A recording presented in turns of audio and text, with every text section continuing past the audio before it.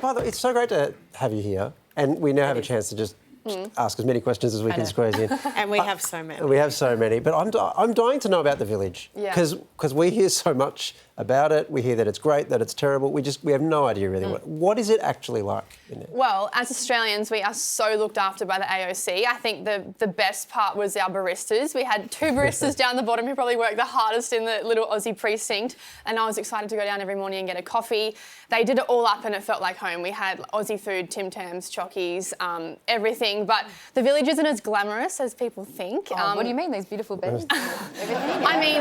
It's the world's finest hardwood. That's actually a big room. Like, my room was... Our bathroom in my apartment was bigger than our living room for the 4 of us. Wow. And our bed sheets got changed, I think, after the first night we were there, and then they didn't get changed for the rest of the time we were there, so we were, like, living in filth. And another thing was we would have to lie about being roommates so we could scab toilet rolls. We would run out of toilet paper and they'd give us 1 for 4 days for the entire apartment. So this is like the start of COVID. I cannot imagine an Olympian, how nervous would you be? How many nervous poos are you doing?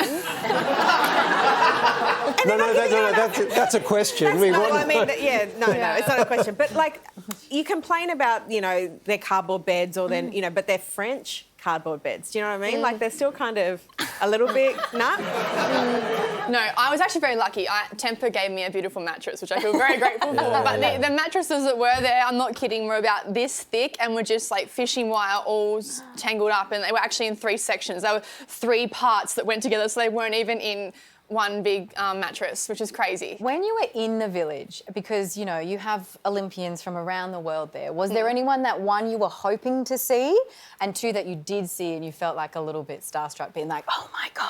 So, funny story, I'm a massive Rafa Nadal fan, and I've met him before and I've seen him play, but one of my friends, Elijah, he started FaceTiming me and I was like, oh, what do you want? Anyway, I answered and he had the camera on Rafa and he was walking behind Rafa. He's like, Arnie, you can just walk with Rafa for a minute. And he just had the camera on him walking. But it's crazy. You see, like, basketballs everywhere, tennis players. It's kind of like Disneyland. Is it wild for you to think that people are actually like, there'd be athletes that are like, you can just walk with Ariarne Titmus for just a hot second. Do you know what I mean? I love this idea that you just stalk each other. That's pretty much what happens in the village. Yeah. There was rumours about Snoop Dogg pins. Did you get a Snoop Dogg pin? No, I didn't.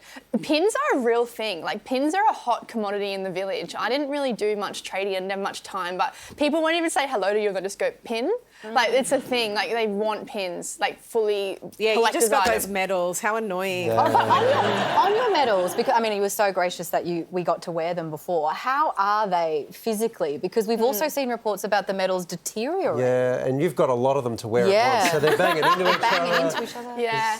I'm trying really hard to look after them. They do have a few little dings because when they sit there, they kind of like ding against each other and they get little scratches. So I think I'm not going to take them anywhere. They're just going to stay in the little cubby house in the little sock I've got them in.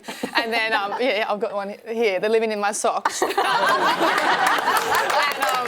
going to stay in there. Arnie, how did it feel to come home? It feels nice. I've had slept 1 night in Australia now, and it feels really nice to be home.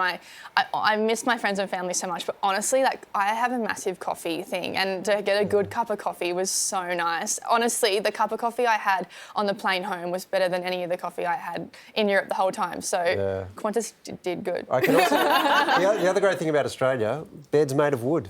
It's really good. It's made of wood. That's a big difference. Of all the medals, really quickly, which one are you the proudest of right now? I mean, obviously the golds are amazing and I was so happy to defend my title, but I'm definitely, I think, the most proud of my 800. I just took it out, I was fearless, wasn't afraid, and I did a PB. It was my only PB of the week, and on the last day of racing for me, so I'm really proud of that. It was such a good